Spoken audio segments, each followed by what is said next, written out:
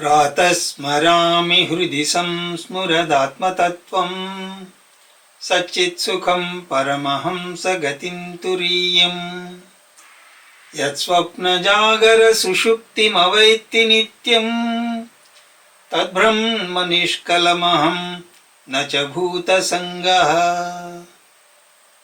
सदाशिवसमारम्भां व्यासशङ्करमध्यमाम् अस्मदाचार्यपर्यन्तां वन्दे गुरुपरम्पराम्। हरिः ओम् श्रीगुरुभ्यो नमः। हरिः ओम्। స్మరవారం వారం కార్యక్రమాన్ని వీక్షిస్తున్న ప్రేక్షకులందరికీ స్వాగతం. గడిచిన తరగతిలో శంకరులు వారు ఈ బోధ అంతా కూడా ఏదో నాకు తోచినట్టుగా నేను చెప్పడం లేదు, ఇది శాస్త్ర ప్రకారమే, అంటే శాస్త్రం చెప్పినట్లే దీన్ని చెప్తున్నాను అని తైత్తిరీయ చాందోగ్యోపనిషత్తుల్లో చెప్పినటువంటి బోధను మనం గడిచిన శ్లోకంలో చూసాం. ఇప్పుడు 59వ శ్లోకం. తద్యుక్తమఖిలం వస్తు వ్యవహారస్తద్వినిత్యతః తస్మాత్ సర్వగతం బ్రహ్మ క్షీరే సర్పిరివాఖిలే. ఇది ముండకోపనిషత్తులోంచి తీసుకున్నటువంటి బోధ. తదుక్తమఖిలం వస్తు, ఈ జగత్తులోని ఉన్నటువంటి ప్రతి వస్తువు బ్రహ్మమే. కాబట్టి నువ్వు ఎన్ని వ్యవహారాలు చేసినా నువ్వు బ్రహ్మము నుంచి దూరంగా లేవు. కుండను మీరు కుండగా చూస్తున్నప్పుడు కూడా మీరు చూస్తున్నది మట్టినే. కుండని కుండగా తాకినప్పుడు కూడా మీరు తాకింది మట్టినే. ఏ వ్యవహారం చేసినా అజ్ఞానిగా చేసినప్పుడు మీకు తెలియడం లేదంతే. ఎప్పుడూ కూడా మీరు బ్రహ్మముతోనే ఉన్నారు. తస్మాత్ సర్వగతం బ్రహ్మ, సర్వము బ్రహ్మమే. కాబట్టి ఏది బ్రహ్మ కంటే వేరుగా లేదు. ఎందుకు వేరుగా లేదు అంటే ఏ కోణంలో చెప్తున్నారు అంటే బ్రహ్మ కారణము, జగత్ కార్యము. కార్యము అన్నది కారణం కంటే వేరుగా ఉండలేదు కదా. ఒక ఉంగరం, బంగారు ఉంగరం బంగారం కంటే వేరుగా ఉండదు. ఆ విధంగానే ఈ జగత్తంతా కూడా బ్రహ్మమే. అయితే ఇది ప్రాథమిక స్థాయిలో చేసేటువంటి బోధ కాదు, రెండవ స్థాయిలో చెప్పేటువంటి బోధ. అనాత్మ కూడా బ్రహ్మమే. తత్సర్వగతం బ్రహ్మ, అంతటా ఉన్నది బ్రహ్మమే. ఎలాగా అంటే క్షీరే స్వర్పి ఇవా, బాలల్లో వెన్న ఉన్నట్టుగా అంతా బ్రహ్మమే. అయితే నాకు చూపించండి అంటే అలా చూపించడం కుదరదు. దానికి ఒక పద్ధతి ఉన్నది. పాలల్లో వెన్న కనిపించదు, దానికి ఒక ప్రొసీజర్ ఉన్నది. పాలను కాయాలి, దాని తర్వాత తోడు పెట్టాలి, చిలకాలి, అప్పుడు వెన్న పైకి తేలి కనపడుతుంది. ఆ విధంగానే బ్రహ్మము అన్నది ఉపనిషత్తు విచారణ చేస్తేనే గాని అది ప్రకటింపబడదు అని చెప్తూ బృహదారణ్యక ఉపనిషత్తుని ఆధారంగా చేసుకుని మరొక శ్లోకాన్ని ఇక్కడ తెలియజేస్తున్నారు. అనన్వస్తూలమహర్స్వా మదీర్ఘ మజ వ్యవ్యయ అరూపగుణవర్ణాఖ్యం తద్బ్రహ్మేత్యవధారయేత్. ఇది బృహదారణ్యక ఉపనిషత్తులోంచి తీసుకుని చెప్పబడినటువంటి బోధ. వాస్తవానికి ఇవన్నీ కూడా మనం చదవలేదు కాబట్టి మనకి తెలియడం లేదు. ఉపనిషత్తులు అధ్యయనం చేసిన తర్వాత అందరికీ తెలుస్తుంది. మా గురువుగారు మాకు చెప్పిన విధంగా నేను మీకు చెప్తున్నాను, అంతేగాని ప్రస్తుతం నేను అన్నీ చదివేశాను అని కాదు. మనం కూడా ఆ ఉపనిషత్తుల్ని అధ్యయనం చేసిన తర్వాత అప్పుడు మనకి అది అర్థం అవుతుంది. ఓహో, దీన్ని ఫలానా ఉపనిషత్తులోంచి తీసుకుని చెప్తున్నారు అని. అలాగే ఉపనిషత్తుల్లో చెప్పినదేదో అదే ఇక్కడ చెప్తున్నారు. అంటే ఈ బోధ ఏదైతే ఉందో అది శంకరుల వారు ఇది నా బోధ అని చెప్పడం లేదు. ఉపనిషత్తుల్లో చెప్పిందే వారు చెప్తున్నారు. ఆ విధంగా ఇక్కడ బ్రహ్మము కనిపించే వస్తువు కాదు.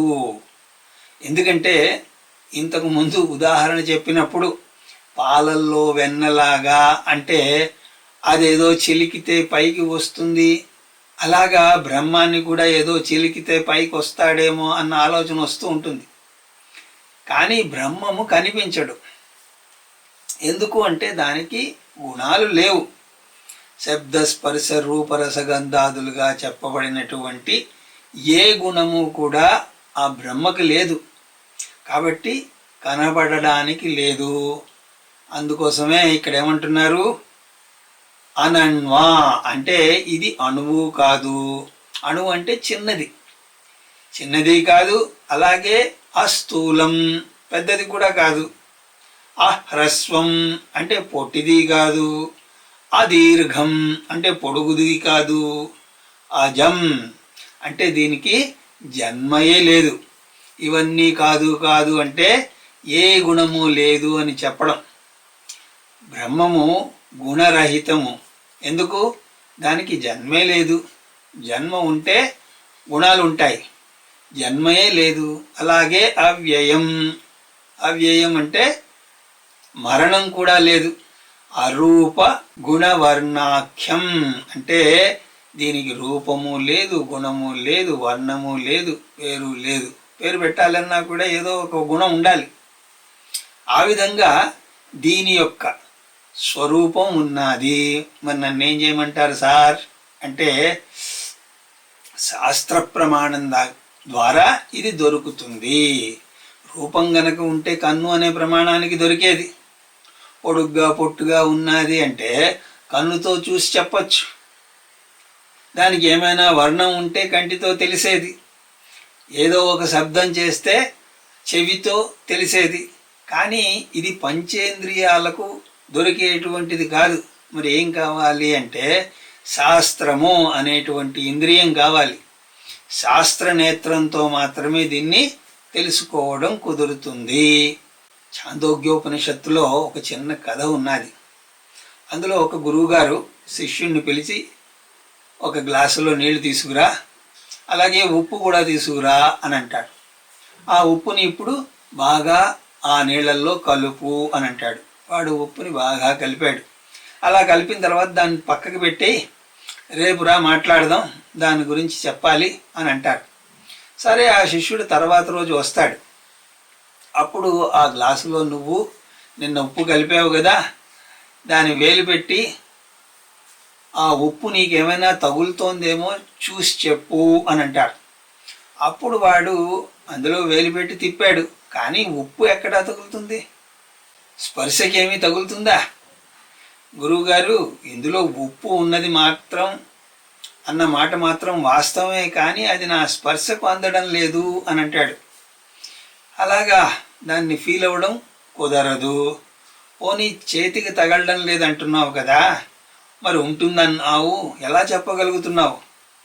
కనీసం చూసేనా చెప్పరా అని చూడమన్నప్పుడు ఉప్పు కనిపిస్తుందా?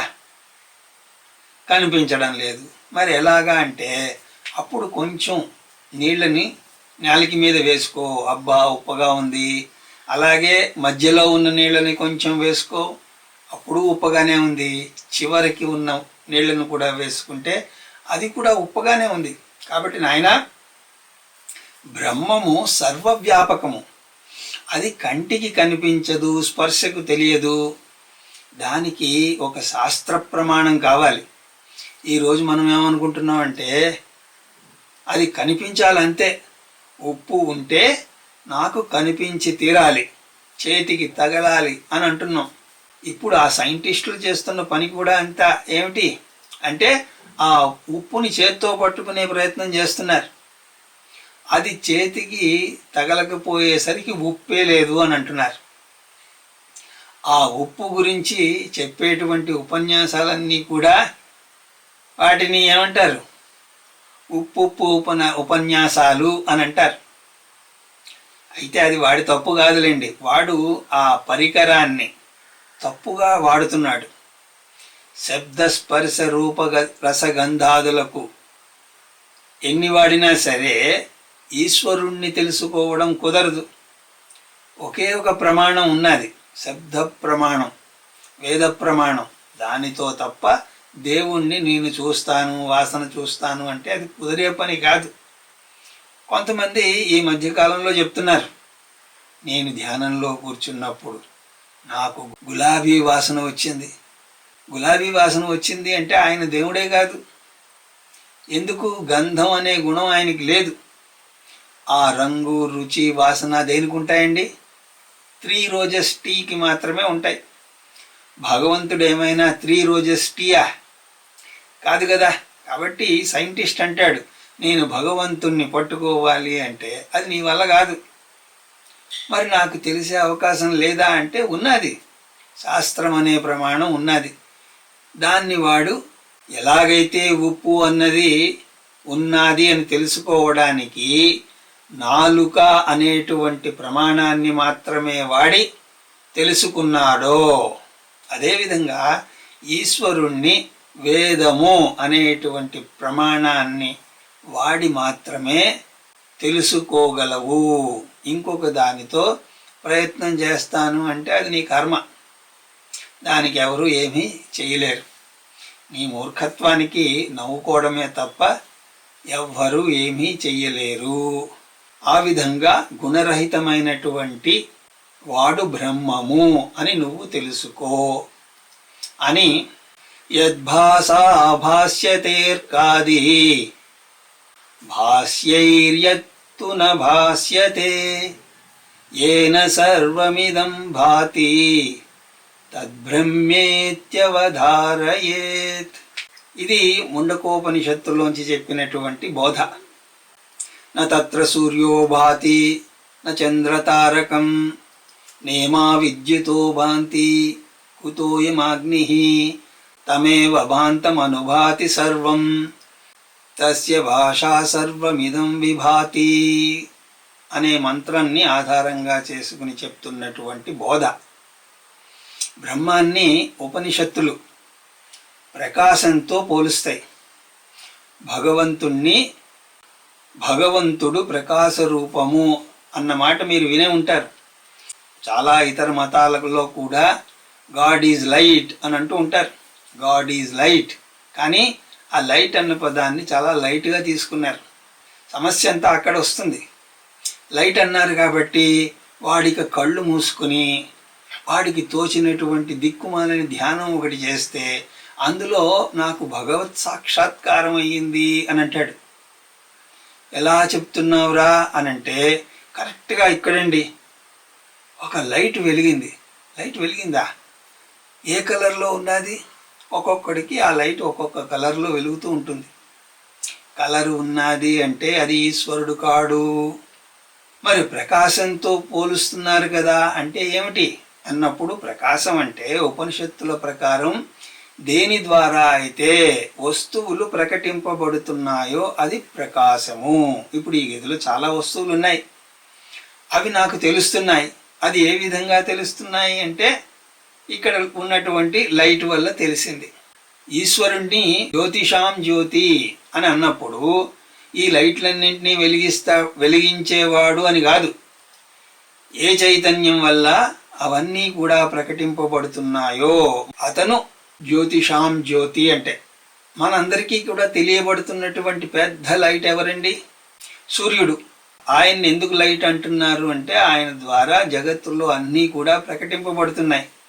అయితే ఈ ఉపనిషత్తు ప్రకటిస్తున్నటువంటి సూర్యుడు గుడ్డివాడికి కూడా సూర్యుడు లైటేనా? సింపుల్ ప్రశ్న. అంధుడికి సూర్యుడు లైటా అంటే సూర్యుణ్ణి సైతం ప్రకాశింపజేస్తున్నది ఏమిటి? ఈ కన్ను. సూర్యుడు జగత్తునంతా కూడా ప్రకటిస్తే ఆయన్ని ఎవరు ప్రకటిస్తున్నారు? కన్ను. కాబట్టి కన్ను కూడా జ్యోతి. జ్యోతి అన్నప్పుడు వెలుగుతున్నది అని కాదండి, సూర్యుణ్ణి ప్రకటింపజేసింది కాబట్టి జ్యోతి.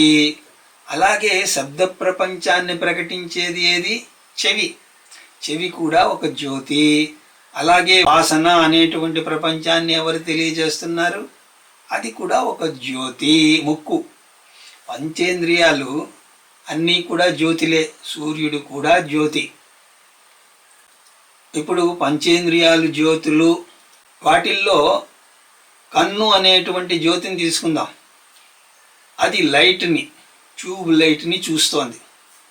కానీ ఎటో వెళ్ళిపోయింది మనసు, అప్పుడు ఆ ట్యూబ్ లైట్ తెలుస్తుందా? కన్ను చూస్తోంది, కానీ వస్తువు కూడా అక్కడే ఉన్నది, అయినా సరే ఆ ట్యూబ్ లైట్ అన్నది తెలియదు. ఎందుకు? మనస్సు అనేటువంటిది అక్కడ లేదు. అలాగా మనస్సు కూడా ఒక జ్యోతి. ఆ మనస్సు కూడా ఉన్నది అని ఎవరి ద్వారా తెలిసింది అంటే నాలో చైతన్యం కారణంగా అది తెలిసింది. కాబట్టి ఆ చైతన్యమే పరమజ్యోతి.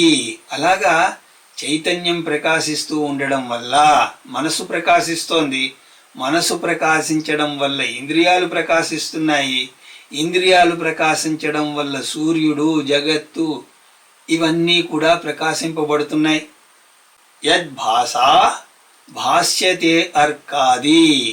ఆత్మ గురించి చెప్తూ ఏది ప్రకాశించడం వల్ల అన్నీ, అర్కాది అంటే సూర్యుడు మొదలుగా మన ఇంద్రియాలు అన్నీ కూడా ప్రకాశిస్తున్నాయో. లైట్ ప్రకాశించడం వల్ల ఈ గదిలో అన్నీ ప్రకాశిస్తున్నాయి. అది లేకపోతే ఏది ప్రకాశించదు. లైటు వీటన్నింటినీ కూడా ప్రకాశింపజేస్తుంది, కానీ ఆ లైట్ని ఇవేవి కూడా ప్రకాశింపజేయడం లేదు. అదేవిధంగా ఆత్మ ప్రకాశిస్తూ ఉంది కాబట్టి, అది స్వయం ప్రకాశం కాబట్టి ఇవన్నీ కూడా మనకు తెలియబడుతున్నాయి. కానీ ఇవేవి కూడా ఆత్మను తెలియబరచలేవు. సూర్యుడే ఆత్మను తెలియజేయగలిగి ఉంటే ఇప్పటికీ అందరూ కూడా ఎప్పుడో ఆత్మజ్ఞానులైపోయి ఉండేవారు కదా.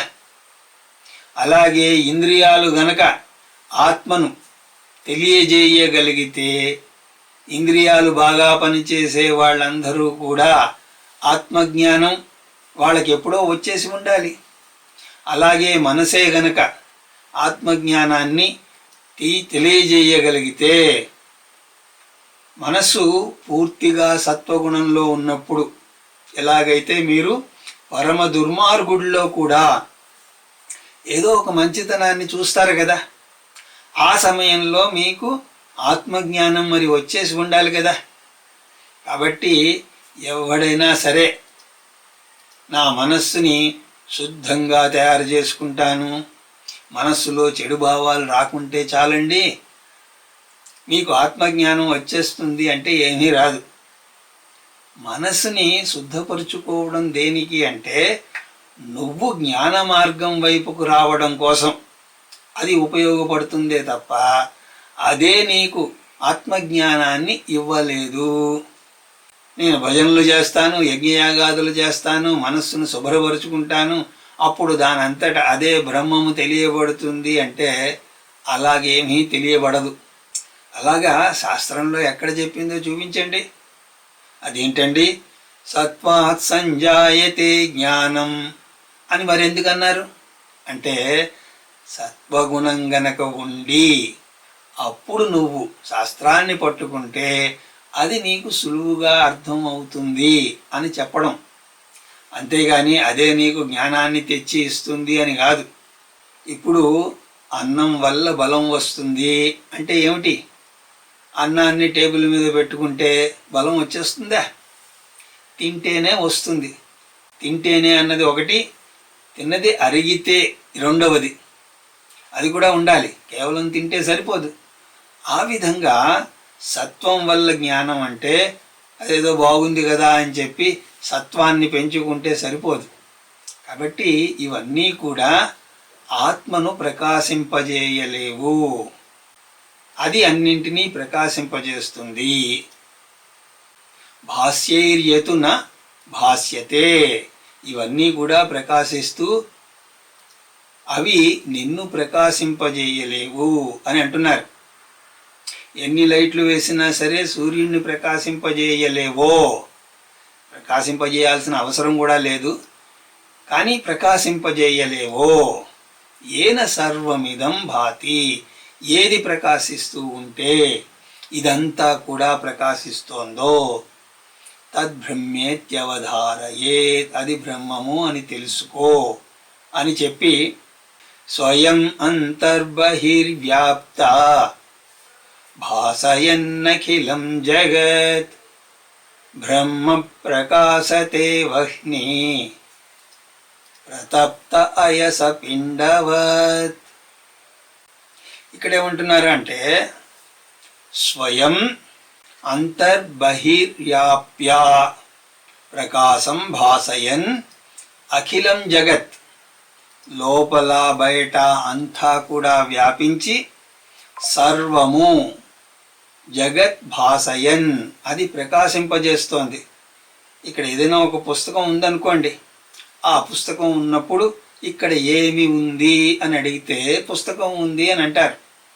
అయితే ఆ పుస్తకం ఉన్నది అని మీకు ఎలా తెలిసింది అంటే, బాహ్యంలో ఉన్నటువంటి ఈ ప్రకాశము పుస్తకాన్ని పూర్తిగా ఆవహించి, అంటే ఏదైనా ఒక వస్తువు తెలియబడాలి అంటే ఆ ప్రకాశం ఆ వస్తువుని పూర్తిగా ఆవహించి, అలా కాకుండా సగం దాకా వచ్చి ఆగిపోయింది అనుకోండి ఆ ప్రకాశం, అప్పుడు మీకు ఆ వస్తువు పూర్తిగా కనబడదు, తెలియబడదు.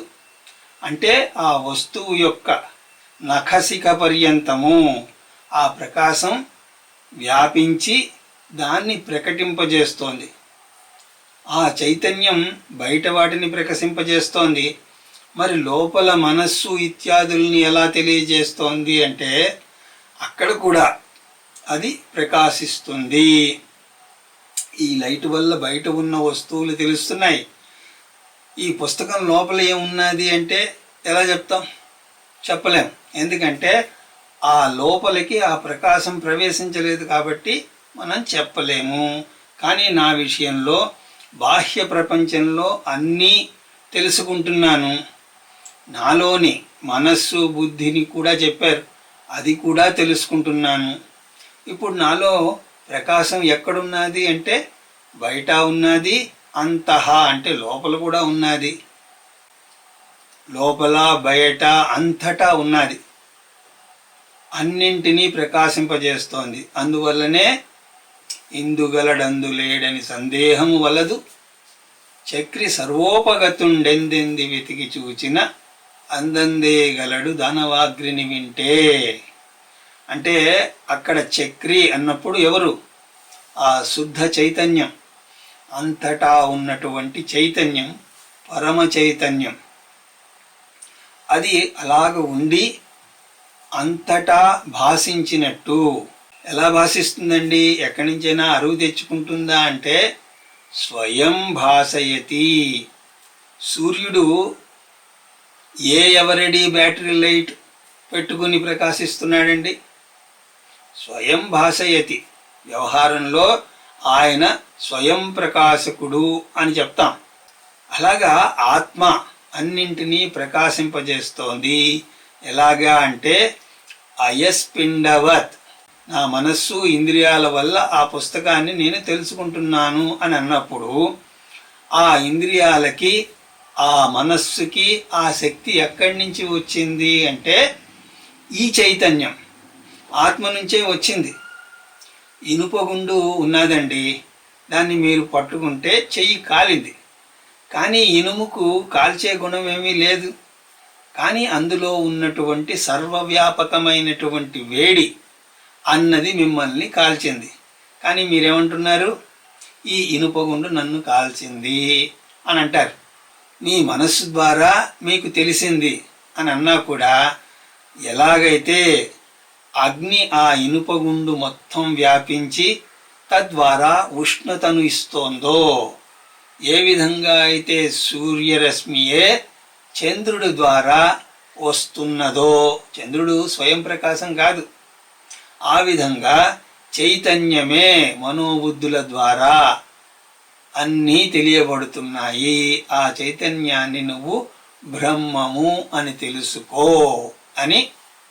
జగద్విలక్షణం బ్రహ్మ బ్రహ్మణోన్యన్న కించన బ్రహ్మాన్యద్వాతి చేన్మిథ్యా యథా మరుమరీచిక.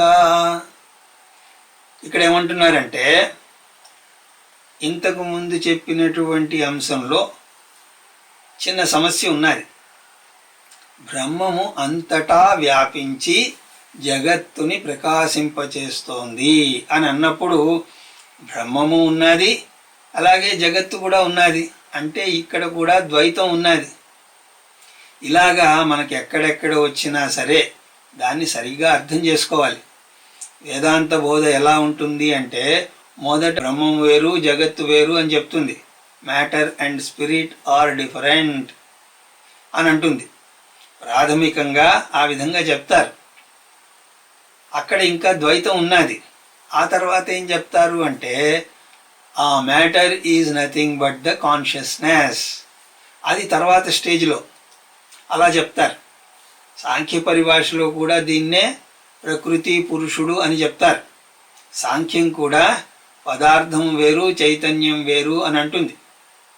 అయితే ఆ భేదం ఏదైతే ఉందో అది ఎప్పుడు ఉంటుంది అని అంటుంది. అక్కడే వేదాంతం సాంఖ్యాన్ని కొట్టిపారేస్తుంది. మిగతా వాళ్ళందరినీ కూడా ముందే కొట్టిపారేసింది. ఈ విషయంలో సాంఖ్యాన్ని కూడా వేదాంతం కొట్టిపారేస్తుంది. మిగతా దర్శనాలన్నీ కూడా వేదాంతానికి దగ్గరికే రావు, ఒక్క సాంఖ్యమే దగ్గరికి వస్తుంది. అయినా కూడా దీన్నంతటినీ అర్థం చేసుకోవాలి అని అంటే వేదాంత సారము అనేటువంటి గ్రంథం ఉన్నది.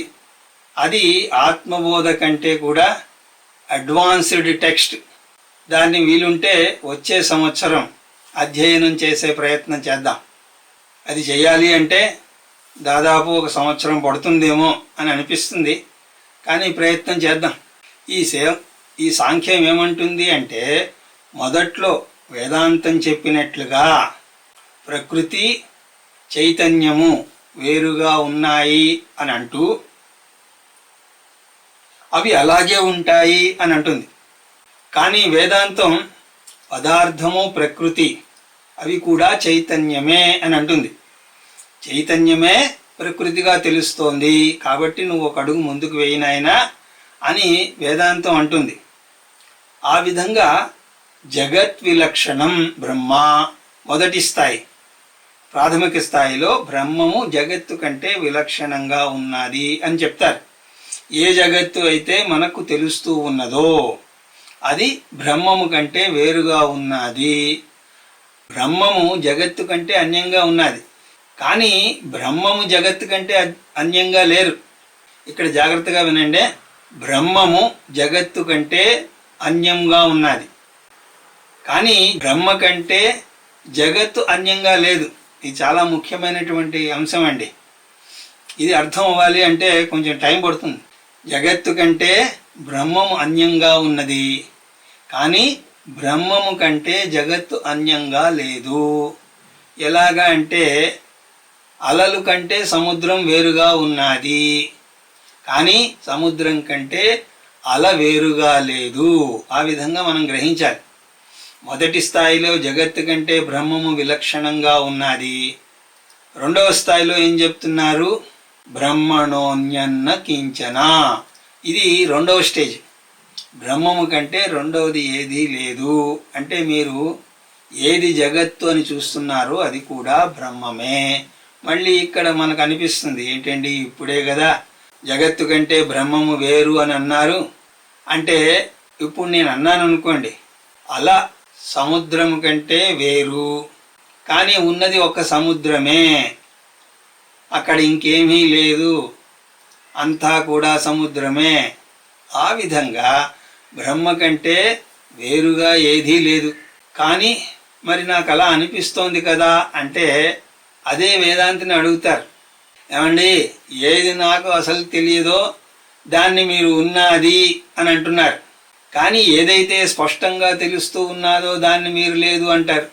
ఇది ఎక్కడ గొడవండి అంటే వాళ్ళు ఏమంటారు అంటే, నాయనా నీకు కనిపించింది లేదు అని అనడం లేదు, కానీ అది మిథ్యా.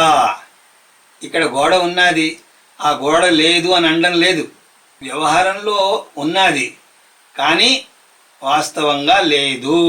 బ్రహ్మణోన్య కించన, బ్రహ్మ కంటే అన్యంగా ఏదీ లేదు. బ్రహ్మ కంటే వేరుగా ఉండడానికి లేదు. ఏదైనా సరే ఏకమేవా అద్వితీయం బ్రహ్మ నేహ నానాస్తి కించన.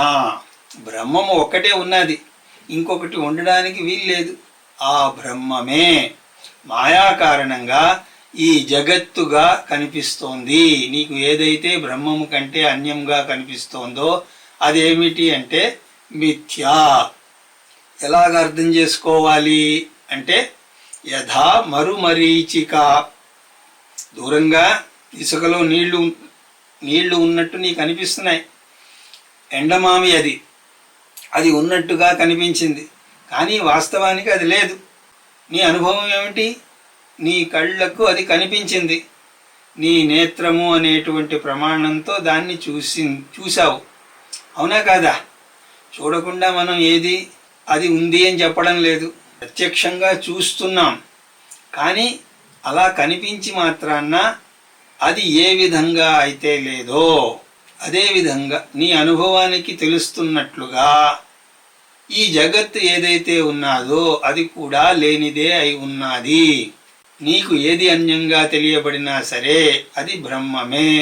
బ్రహ్మ కంటే అన్యంగా తెలియబడేది ఏదైనా ఉంటే అది మాయా కార్యం, అది లేనిదే అని చెప్పి, తర్వాత ఇంకా 4-5 శ్లోకాలు ఉన్నాయి. ఆ శ్లోకాలను తర్వాత తరగతిలో దర్శించే ప్రయత్నం చేద్దాం అని తెలియజేసుకుంటూ, నా మాటలను ఎంతో శ్రద్ధగా వింటున్న మీ అందరికీ శిరస్సు వంచి నమస్కరిస్తూ హరి ఓం తత్సత్.